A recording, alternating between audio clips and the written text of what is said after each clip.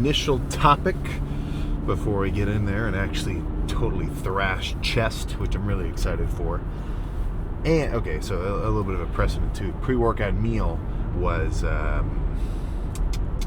you tell me, right? Because honestly, this was pretty good for, in terms of my subjective enjoyment of the meal. But half a pound of ground beef, strained so it's not fatty or anything, mixed with it was 4 packs of blueberry instant oats, right? So the oats are made and the ground beef's made, kind of all just, I certainly wouldn't recommend it per se, but it's, my look at it is it's just a little bit more filling to have one big bowl of food than 2 kind of side pieces. Because honestly, the ground beef, not that fun to eat unless you really spice it up. Like sometimes I'll turn it into like a deconstructed burger where I mix in relish, mustard, ketchup, low-fat mayo, 10 grams of fat worth, then mix the whole thing up, and you're like, holy shit, this is literally just a burger but no bun. But together with the oatmeal, not terrible. And honestly, it's kind of a decent base. Like if you've ever seen anybody put like blueberry concentrate or anything like on a steak before, if you go to a high-end restaurant and the guy serves you a grade A5 ribeye with a blueberry something or other fancy word, you're gonna say, oh wow, this is really fancy, this is a really good meal. But as soon as I mix blueberry oatmeal with ground beef, I'm the problem, right? I'm kind of imagining some backlash to that. But actually a good meal, very filling. So about 90 grams of carbs, 15 of fat, and 60-ish of protein, so like 730 calories-ish. It was pretty, I felt full. Like for 700 calories, if I had a spicy chicken sandwich and then a medium fry, which would actually be more than 700. So let's say, I was way more full eating that bowl of ground beef oatmeal than eating the same amount of calories worth of something like that. That's the game I'm trying to play, right? Be full without eating too many calories. But what I was about to get into was a little bit of, not exactly goal setting per se, but more so just kind of trajectory setting, right? In the sense of like, okay, you've got, let's say there's something you want, right? Clearly, the definition of that, at least beyond like something you want to keep and to take care of that you already have, that's different. I'm saying something that you want that you don't have is clearly, okay, well, I'm not in a position that is giving me whatever this thing is, be it a satisfaction, be it an object, be it a accolade, be it an award, be it whatever. The whole point of that statement in your mind is, okay, I don't have it, but I do want it. Okay, so that's a pretty big gap, right? In a bodybuilding sense, okay, I'm getting into it. Oh man, I don't know. I want to do it for like my first competition. I want to win it. There's a million steps between here and here, right? There's a million steps between here and X. Maybe maybe you're getting motivated by all the Alex Hormozy guys, and you're diehard. You want to start some kind of business, maybe some kind of something like that. But it's with anything, and I'm always looping it back into working out for me. But it's like that's a million steps. What can you even do? So my logic is I want to break it down. I want to break it down into the smallest bite-sized pieces I can get my hands on, and then be satisfied knowing that I just took another bite, that I just chewed at it, that I just got a tiny itty-bitty little bit closer. And I don't remember who said it. Like I'm not so up to date with football coach names. I think this was college, not NFL. But it was like just a thing I saw on my phone a little while ago. And the guy's premise was, if you love the process for long enough, eventually the process will love you back.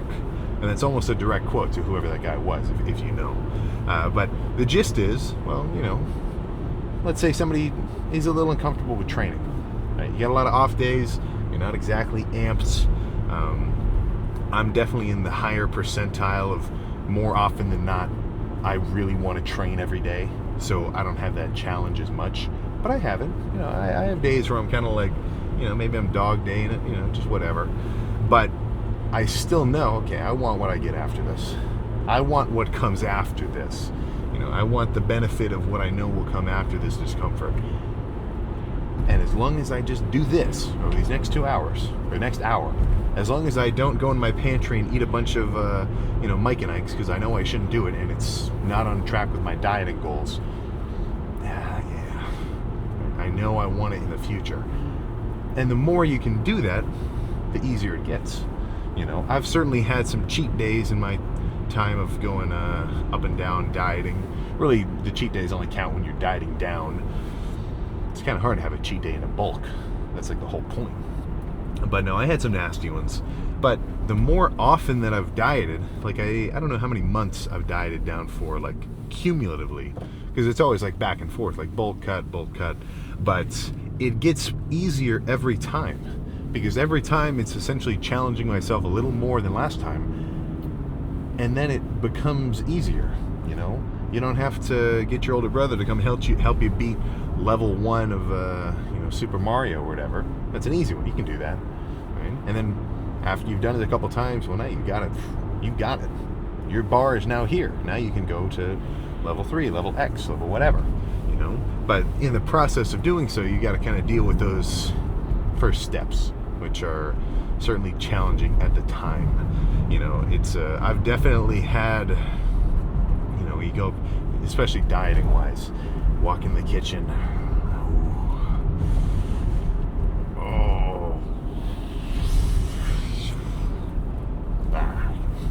distract myself with like a diet Sprite or something, just to get a little bit of a sweet tooth satiation without the actual full hit of, you know, an 800 calorie whoop, or an 800 grams of carb whoop, which if you get, you know, big enough, you can eat a lot of food. I mean, I think there was definitely a 10,000 calorie cheat day in my last prep. You know, am I proud of it necessarily? No. Am I going to deny it happened? Well, you know, that's just lying to myself. But yeah, so next time you notice you've got you're in a little bit of a position, a little, an overlay shows up in a game where it's like, okay, do you want to press A or press B? Press A to lock in, press B to wimp out. Just, if you press A more often than not, that energy will come back to you. You know, I'm not exactly a karma believer in terms that I actually do, like, think about it. But I think in a, you know, if you're looking for it, everything kind of comes back, whether it's good or bad, right? At least for the most part, or eventually. You know, sometimes it's a little bit of a time game. But yeah, I think nothing else to ramble on about there. Chest will be good. I don't know if I want to go extra heavy, because I really wrecked it last chest day, doing all those incline dumbbell bench sets with like pre-exhaust on the cable. So today might be a little more squeezing. Today might be a little lighter, a little more mind in the muscle rather than just pure brunt force. But either way, I can guarantee I'll be pumped at the end of it. And it's Thursday. It's Thursday. It's not Monday, so I don't think chest is going to be too busy. So yeah, I think nothing else to say there. Let's just get started. All right. Yeah. We'll see. But, well, let's just get warm first. Okay.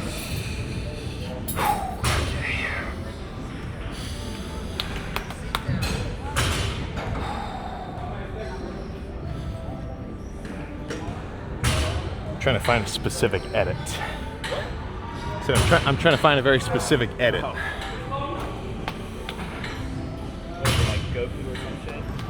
Nah, it's like, I don't even know. Let's go to SoundCloud. I got it. Oh.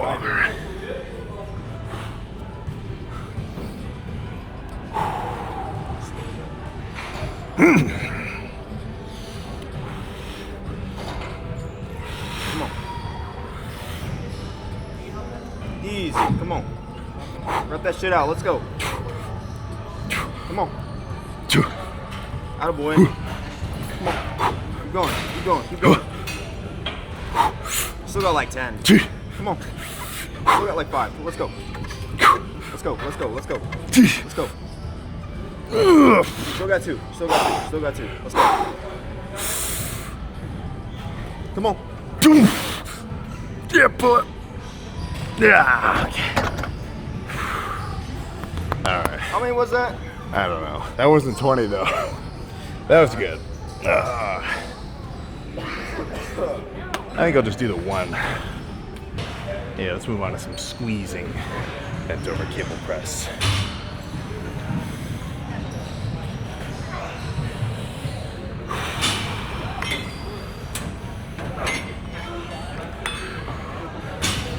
All right.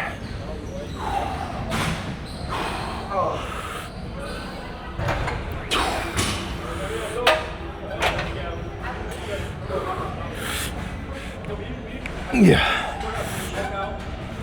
Cool. 2.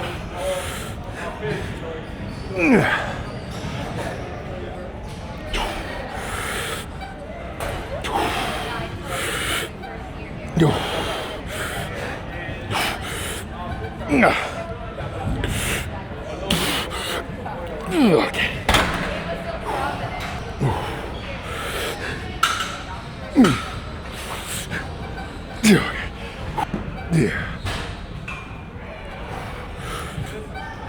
Yeah.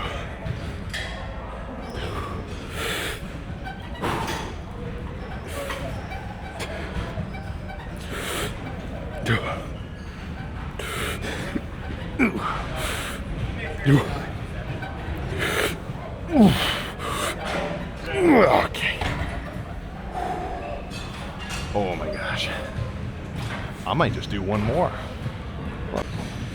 Yeah, sorry for the repetitiveness, but this is, I feel a little tender, so I'm just gonna stick with some light squeezing stuff today. As cool as heavy bench would be, let's just get a pump and stay intact. All right.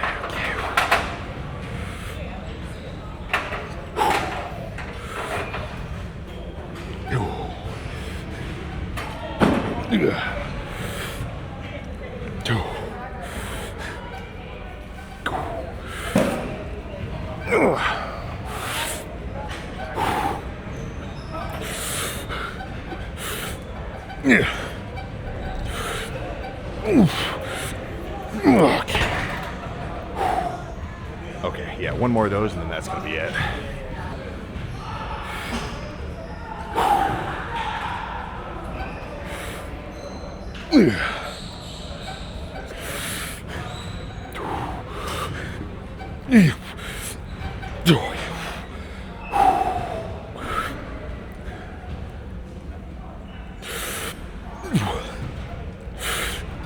Okay. Let's pose down. All right. Yeah, that was good. That was chill. That was chill. Which is not what I want to describe a lift. You know, I want these lifts to be fucking crazy. But dieting down, kind of have to take my foot off the gas a little bit. And, you know, it's a, what's a good metaphor of like, it's the opposite of laugh now, cry later. You know, because I think there's a lot of guys out there in the world where the logic is, well, shit, man, I don't care that it hurts. I'm going for it. I don't care that it hurts. I can throw around 405. I can throw around this, and this, and then boom, labor them in pieces, freaking shoulder, and not even to mention regular pec tears. Right? We've all been there before. Well, maybe we haven't all been there. I've been right there. I've had some muscular tears, not tendon off the bone, and I don't even want to think about it, right? That's not even on a list of things I want. It's not the last thing I want. It's the first thing I don't want. So, dieting down, less food, not as big and strong, not so fluffy, full of water, and just like, you gotta back off a touch.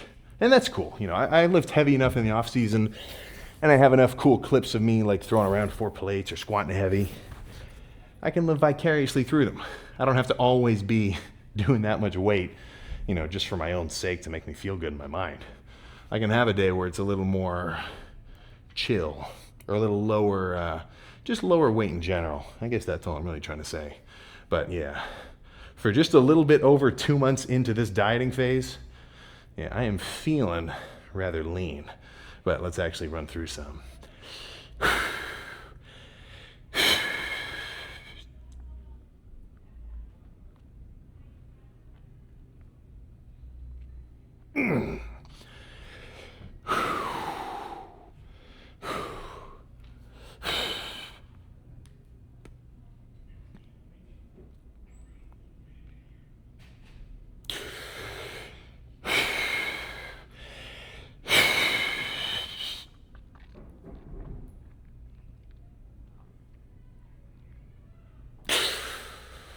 Oh my goodness. All right, let's get some back poses just for clarity's sake.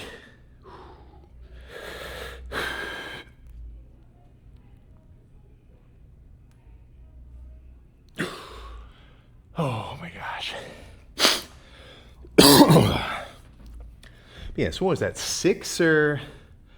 No, that was probably more like 8 total sets. Yeah, you thought I was going to say something there, didn't you? Nah. But let's get in the car. Lift's complete, and I'm starting to see a little bit of grain. Actually, that's a little more than a little bit. Let me hit one of these just kind of side shots.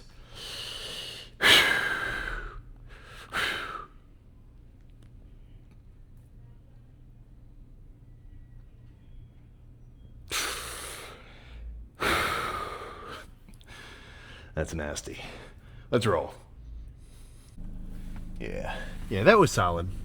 Not too crazy, not too wild, but yeah, I think I need to up my calorie game a little bit.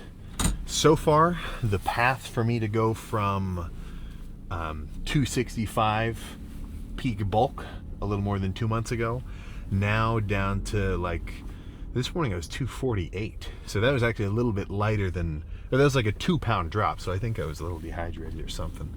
But the 2 months and a week that it's taken me to get from 265 down to here has kind of been pretty intuitive. You know, eating as much as I'm hungry for, not force feeding, and just, you know, making sure I eat a bit cleaner. But now it's, you know, not that hasn't been time, but now it's time to really get extra specific. I'm talking the exact same calorie intake every day, and then gradually decrease it over time so that I don't get caught ahead or behind or, you know, anything else like that. Because it's, you know, it's this state of equilibrium. You're a little off balance because you're actually losing weight, so you're eating less food than you're burning. Yeah. But, you know, you want to be right there. You don't want to be so deep in a deficit that your gym sessions are starting to suffer, because then you're over dieting and it's just not optimal. And by optimal, I just mean not ideal. Like, you could eat an extra 400 calories and still have better sessions to be stronger and maintain more muscle and get leaner gradually, right?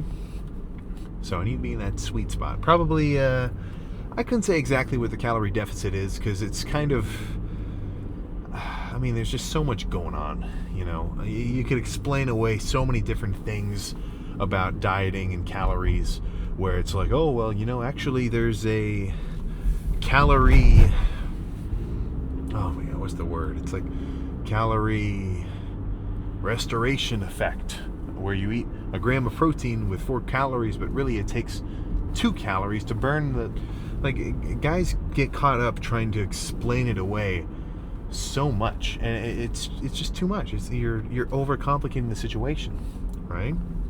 So my approach, right, when I think of my mentality of what am I thinking when it comes to my calories and my food intake and cardio as I'm trying to get leaner, and, you know, I think I can say this with at least a little bit of credibility, because I have managed to get bulked up and pretty lean consistently. So at least for me, this approach works. But how I'm looking at it is, I'm not particularly concerned with making sure that every gram of carbs that I eat out of my 250 or 300 that I get every day is from an oatmeal or a rice or whatever. I think primarily they should be. I'm on like maybe I'd say at least 80%. You know, that other 20, I mean, shit. I got 200 grams of carbs left for the day. You know what? I want a bag of Skittles. I want 50 grams of sugar worth of Skittles because I want to satiate my sweet tooth, and I'm not a robot. That's my logic. And I account for those calories, and I count them for the day. Okay, I've only got 150 grams of carbs left, and the next morning, guess what? I don't wake up 5 pounds heavier. I wake up, if not the exact same weight as yesterday, just a little different, and I'm still on track, you know? So I'm not going to sit here and tell you that I think you should eat 1,500 calories of Krispy Kreme donuts every day, and it's going to work. That's an extreme example. Like there's a guy who lost a substantial amount of weight only eating McDonald's every day because he limited his intake and he ate in a calorie deficit. But in a training performance basis of like, okay, I want to be big and lean, my constraints are eat a gram of protein per pound of body weight. So if I'm just about a 250 pounder, I'm going to eat 250. My fat intake is going to be about a third of that. I don't want it to go over, you know, that would be a little less than 80 or like 76. And I eventually bring that down over time, but for the most part, a third. That's kind of my rule. And then carbs is just, you know, dependent on your calorie intake, you know, so that's kind of a trial and error thing. So let's say I eat 3,000 calories every day for the next 2 weeks. 250 grams of protein, so 1,000 calories from protein. 75 grams of fat is 75, 63. I can't do the freaking math. What's 9 times 80? 9 times 80 is 79. Why am I bugging out right now? 9 times 80 is 72. So a little less than 700 calories. So that puts me at 1,000 grams of protein, 1,000 calories of protein, 700-ish or so calories of fats, and then the other 1,300 from carbs. So that puts me like 400 grams of carbs per day. If I eat that for 2 weeks and I don't lose any weight and I don't gain any weight, then that means that 400 carbs per day is my maintenance, right? Or, you know, whatever that number is my maintenance level for carbs. So if I want to get leaner and keep losing body fat, I'm going to lower that carb number. So instead of 400, or instead of 300, drop it to 250. Do that for another 2 weeks, very consistently. Don't cheat, don't go over, don't go under. Eat that same amount. Whoa, I lost 2 pounds. Or I lost a pound a week, or I lost whatever. All right, eating this much every day worked, even with a little bit of variation, where maybe I account for 500 calories of like a fast food sandwich, or I account for 50 grams of carbs and 14 grams of fats worth of a pack of ramen, right? Because I want to eat it and it makes me feel good. Not only physically, because it's got some sodium, and if I drink enough water, I'm going to feel energized for a workout, but also I just like it, you know? So obviously the stricter the better, but, you know, in terms of the actual foods, as long as your calorie numbers are there on average every week and you're actually hitting it and you're losing weight at your desired rate, well, then you can throw in a treat if you account for it. So it's, you know, that's not a very specific diet plan in the sense of like, you know, here, I'm gonna meal prep you 30 meals, or you're gonna go to a meal prep company, they're gonna give you 30 meals for every couple days, and you're gonna eat this meal at 8 o'clock in the morning, you're gonna eat this one at noon, this one at 4, this one at 8, and you can have one little snack. I mean, I see how that works because that's very strict and there's no cheating at all. But, you know, I'm not a dog. And this is my own kind of, I'm not saying that's how people who diet like that are. But I'm saying my own perspective for myself is, well, if I can add in a couple treats and still count the calories and make sure it fits my macros for the day, I'm going to have a better time dieting. It's going to be more enjoyable for me, and I can still get the goals that I want. So where's the compromise, right? Even Chris Bumstead, and you know, this is not in any kind of a way of a dogging on Chris or anything, don't take it like that, is, you know, he's said before, like he's, you know, he told his coach that he was going to have X meal of like cream of rice or something, and instead he had a muffin, a blueberry muffin, because he counted the calories and he wanted to eat it. You know, there's this stigma from, you know, 2000s bodybuilders, which they're all like, man, chicken, broccoli, and rice. That's it. Like, I've never seen a video of Kevin Levrone eating McDonald's in an off season. Do I believe he did? I can't say for sure, but it wouldn't surprise me, and because, you know, it at the time that was the presentation of bodybuilding. Super strict, no cheating, this is what I eat. But it doesn't have to be like that, you know? And I think that turns people away from dieting, because that's our perception. Our perception of dieting is, I have to starve myself, I can't eat any food that I like, and I'm just going to suffer. Like I mean, especially even with, like, what's the phrase? Oh, man, it's like it's the weirdest saying. It's like skinny beats hungry, or hungry is worth skin, like old shit like that from, you know, kind of like the female modeling side of things. And I'm like, ugh, you know, if you know how to play the game and you count all your carbs and your fats and your proteins for the day, you know, adding working out and cardio definitely helps the situation, well then, you know, you don't have to eat like a robot. I have a lot of calories left for today. I could pull over right now and get two, well, maybe not two, that might be a little much on the fat side of things, but I could definitely get a spicy chicken sandwich, count the calories, you know, I think it's like 30 grams of protein, 25 of fats, and 50 or 60 of carbs, and guess what? I wouldn't go over my limit for any. Now, the argument to that, which I see a lot, is it's always like, well, you know, there's different effects that foods might have, and if you eat 50 grams of sugar, well, it's gonna screw you up. Like, well, then don't do it. You know, at that point, it's not as though I'm trying to say a rule. Like, I never want any of these videos to seem like I'm trying to force my will upon anyone, or say that anyone who does something a different way that works is wrong, because the fact that it worked means it was right. Right? Does it matter how it was done if it all worked out in the end? Yeah, you know, at what point does the means really matter if the end is exactly what you're aiming for, within reason? You know, I'm not saying that you should pull like an Elvis Presley, where he would put himself into a coma for like 4 days at a time to stay skinny, because then he'd be like, that's a crazy extreme of the, you know, the means don't justify the ends.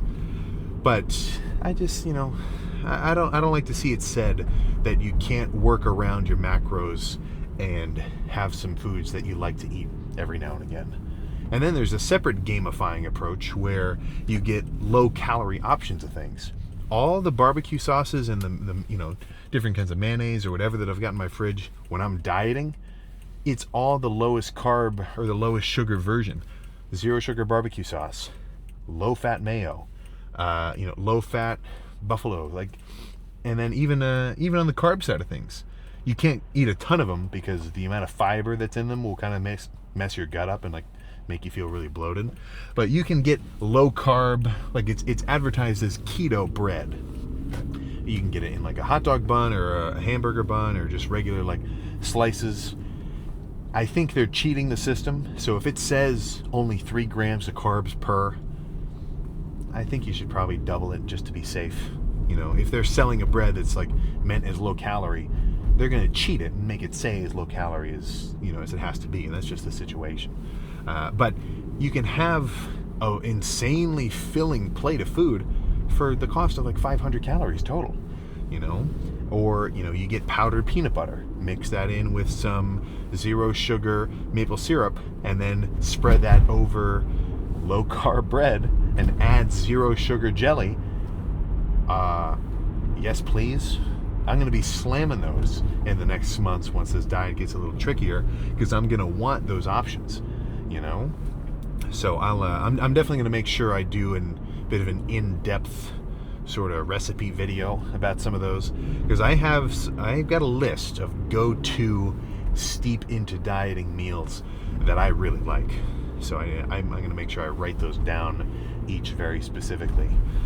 But what I'm trying to get at is the idea that someone is going to come out here and say that it's, chicken, broccoli, rice, or bust is just not cool. And it's not true. Like, it's just not cool to say. There's ways around this kind of stuff where the whole point of a diet isn't necessarily that it's written out as perfect. It's that it's executed and that it actually achieves the results that were desired by the individual. So that's going to require that the diet conforms to the individual a little bit. If I hated egg whites and every time I ate an egg white it made me throw up, I'd give myself a diet that didn't have egg whites. Or if I was vegetarian for some odd reason, actually not that's mean. I don't mean it like that. But if I was vegetarian, alternate universe Sam, well then I'd probably be slamming as many vegetarian options of high quality protein foods. And then the rest I'd just, work around with low-carb bread or just whatever to make sure it fit my thing, and I'd be able to get those goals that I want. So it takes a while to get to that kind of experience, because I didn't know jack about dieting when I started working out. But over time, I track all my protein and I look at all the nutrient labels of things. You just get better at it. It's like anything. The more you do something, the better you will be at it, the more comfortable you are with it. And then you start to kind of be able to think for yourself, where you don't need to look up. Like, I don't think I've ever, and this is maybe just a knock on me, maybe I should do this. But before I go to the gym now, I don't have to look up, like, okay, what's a good chest day? I can even just go in and like make some shit up. Pick this movement, I haven't done this and this and this and this. Maybe do a superset I haven't done it. Oh, I'm pumped. How'd that happen? Right? So I think it's the same thing with dieting. The more you get into it and the more calories that you start tracking, the more you can kind of say like, what if I make 14 grams of scrambled egg whites, I leave one yolk so that I still get a little bit of that like full egg experience, toast 4 pieces of low-carb bread. Holy crap, I got a full-on American breakfast here, and it's only 300 calories or something like that. Like, there's ways to get into it to make it more enjoyable, because there's two sides to dieting. This is the same with the gym, but let's just say dieting for right now. There is, you do kind of have to suck it up. There are nights in the coming days where I'm going to go to bed and I'm going to say, fuck, I'm still hungry. I've eaten all my calories for the day, so there's not a trick to that. The trick is I just got to suck it up and go to sleep. No more food for tonight. That's just how it's going to be. So you got to be a little bit mentally tough to be able to do that. And there's no rule saying you can't go eat a bunch of shit and feel full. Like, that, you're not going to get in trouble. You're not going to achieve your goal, but you're not going to get in any trouble. So for one, you've got to be able to handle it a little, right, when the going gets tough. But you should also try to make it not as easy on yourself as possible, but as smooth on yourself as you can, so that you're in a better position, right? If somebody told me that their dieting plan was, what I do is I eat a big breakfast and then I just eat nothing for the rest of the day. I eat a 2,000 calorie breakfast and then I just fast until the next morning. That works for me. And maybe the guy's totally shredded, diced. I might look at him and say, holy crap. For one, actually my first thought would probably be, how the hell is this guy this lean? But my second thought would be, shit man, if it works, it works. I'm not going to do it like that, because that would not work for me. But just because it wouldn't work for you doesn't mean that somebody else couldn't get it to work for them. You know what I'm saying? So it's just this kind of, it's so classic. Like, this is everything. There's always this elitism of like, this is how to do it. And that's just BS, man. It's not even cool. And then whenever these guys do things that they kind of go against, like somebody might say like, dude, I'd never put a Krispy Kreme donut in my body. And then you see him on live stream eat one. That's a very specific reference. You might not know what I'm talking about. But, it's just not fucking cool, right? If I have a day where post-workout I'm going to Wendy's and I'm going to have 1,200 calories of Wendy's and I'm going to count it in my calories and plan around it, I'm going to say that's what I did, because that's just part of it, right? I gave myself that treat by eating less food in the beginning of the day so that I've got enough calories remaining to have it. You know, that's how I look at it. But getting into prep, like bodybuilding show lean, it requires a bit more consistency. Like I wasn't eating junk for 2 months before. More like a month and a half. Like a month and a half out, it was basically all canned tuna, ground turkey, egg whites, a couple protein bars here and there, and a lot of rice cakes. But you know, the whole point of a bodybuilding show is you really get consistent with your sodium intake and your hydration, because you're trying to get really lean for one day. But just losing body fat, that's not required. All that's required, I feel, is you hit your cardio, which is not required, but I think it will really help. Work out and track your calories and don't go over. If somebody's doing these 3 things right, well, guess what? He's good. If he's not lean now, he will be lean in the future. It's just a matter of time, right? It's just a matter of freaking time. And not a lot of people do it, only because not a lot of people can do it, right? It gets a little tricky. It's not and I'm not talking like capable. Everybody's capable, but it's more of a mental thing. Am I willing to do it? It's not a capability thing. It's just a willingness kind of thing, you know. But yeah, I'll make sure I do a couple days of like full on specific. Like maybe I'll try to make them fancy. Like if you have a video reference of like a bodybuilding, cooking, or like even like a cooking YouTube channel. Like imagine doing like a binging with Babish style Sam video, where instead of making like a really cool, fancy, like high-end meal that he makes, you know, I'm mixing up ground beef with fat-free cheese and barbecue sauce and putting it on on low-carb buns and having like, you know, diet-friendly sloppy Joe. So if you have a reference, I would actually like to see that, because that would give me a little bit of an idea on how to make something like that. Because I definitely have at least 6 go-to dieting meals which are high on that filling to calorie ratio. You can't see it, but I just saw a skunk. But yeah. So if you have anything like that, yeah, this is the only time I say comment below is when I want, or you know, when I think one of you guys might have a cool reference. But yeah, that's all. Very good lift. I'm gonna get some sleep, that's for sure, tonight. And then yeah, tomorrow, I don't know. I think it might be due for a rest day. Especially after all the, like, I think I've been gone from home definitely more over the last 2 months than I have been. Like definitely more than 50% gone than home. So I think I might be kind of carrying some travel fatigue as well. But the idea of like a spa chill day it's not really cool for me. But if it's necessary, then it's necessary. There's no getting around that.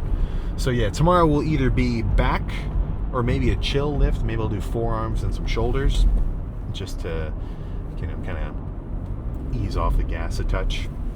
But yeah, either way, good lift. I'll see you tomorrow.